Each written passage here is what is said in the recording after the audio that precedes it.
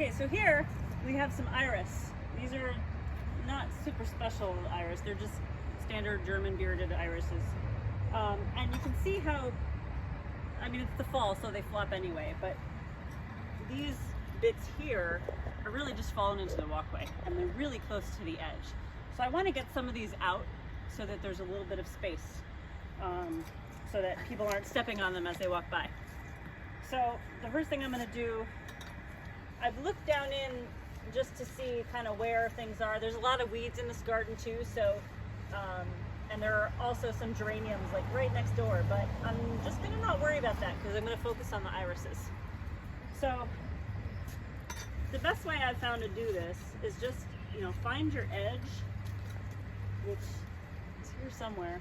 You have to kind of feel around, and then I'm going to try to stick my fork in.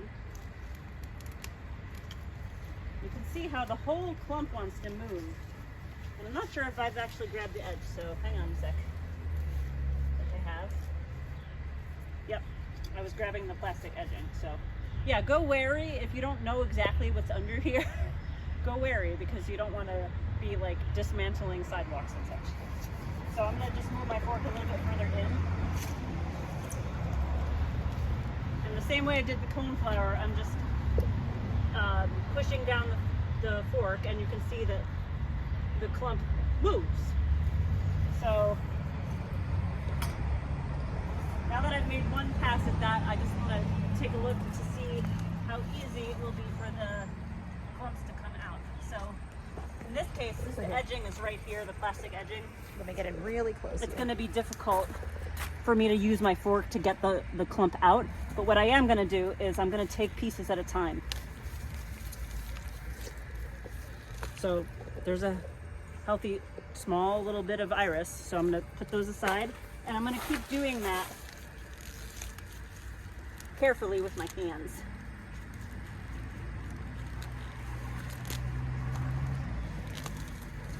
And you hear that tearing noise. Yeah, that's actually not a bad noise. Don't be alarmed.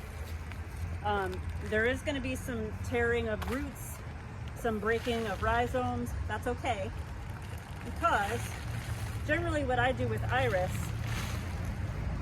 they are a plant that sits sort of close to the surface. You don't want to plant them too deeply. So with this group, I don't need to use the forks to divide, because I've got the clump out. I've left some there. What I'm going to do is just by hand pry them apart. So I've got this. Oh, it has no leaves attached. That's actually okay.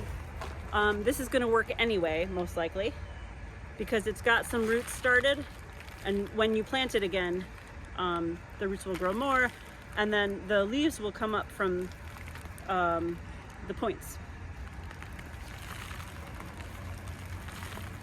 In fact, when you buy it in the store, it often looks kind of like this, maybe Yeah. with a little bit of leaf, but not Yeah, much it probably more. has a little leaf. More commonly, I'd strive for something like this, where you have some leaf, and you have the rhizome here, and you have some healthy roots coming off of it. So this is more ideal than the last example. So what I would do with this, so I have many little Here, points. Let me hold this up close to the Yeah. camera. So You can see where they're sort of not connected, but they're laying on top of each other a bit. That's also a sign that, you know, if you have a big clump that's all laying on top of each other, that might be a good time to divide it. But if you pry these apart and you go a little careful, you can be violent with some stuff, but with something like this, I would be a little bit more careful. So I've pulled that off of the other one. So now we have the two. And so the rhizomes aren't attached, but often the roots are tangled in with each the other. roots are tangled in together, and the rhizomes, you know, they might be piled on top of each other with the roots all tangling up underground. And you just really won't know until you start digging. So, so what I would do here is, you can see on this one specifically, these are the new leaves coming.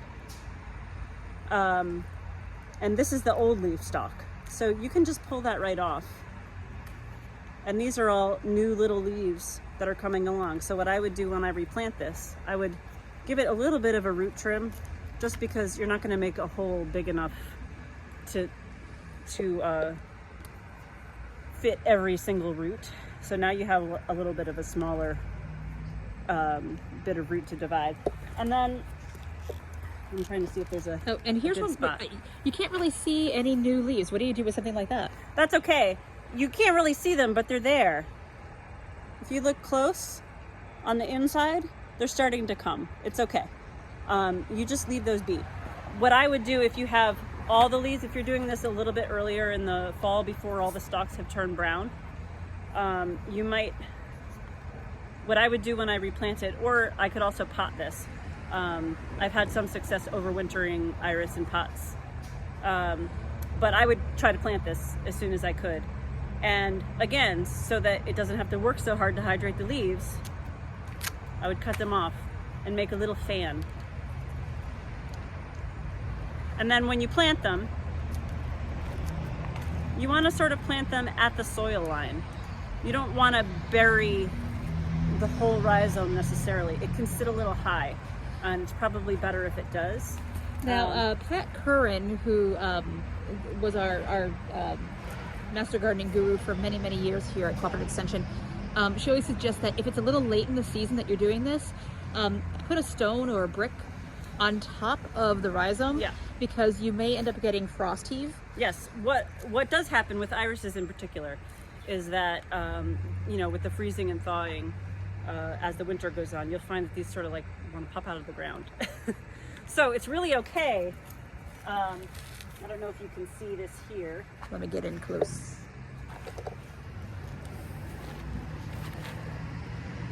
So it's really okay. You're gonna put the roots down in and then just try to cover up the roots a bit with the soil. And then you might want to mulch also, but don't mulch too heavily on irises. They don't love that, and it helps them rot more.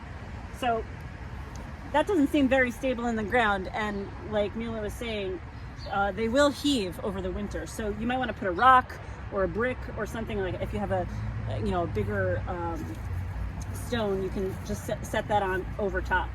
And then, when we get one of those 50-degree days in January, go out and check it and see what's happened. If it's heaved up, that's okay. You can replant it. But if you leave it heaved up and then it freezes again, you may end up losing that plant. You may end up losing it. It kind of depends on how big the thing is. Like a thing like this, it's so little, I don't know. It might just suffer more. Right. So, I'm trying to make the plants suffer a little bit less, and do what I can to ensure a smooth transition to the next season. And the nice thing about, dividing perennials, once you learn how to do this, it's a little less scary, because you know that there can be more. Yes, there's always more. And I always sort of take this on with a spirit of adventure. Part of the reason, I don't know about you guys, but part of the reason that I garden is because it's fun and interesting.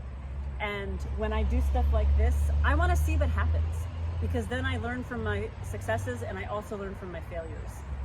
Not everything's going to make it, and that's okay. It's your yard.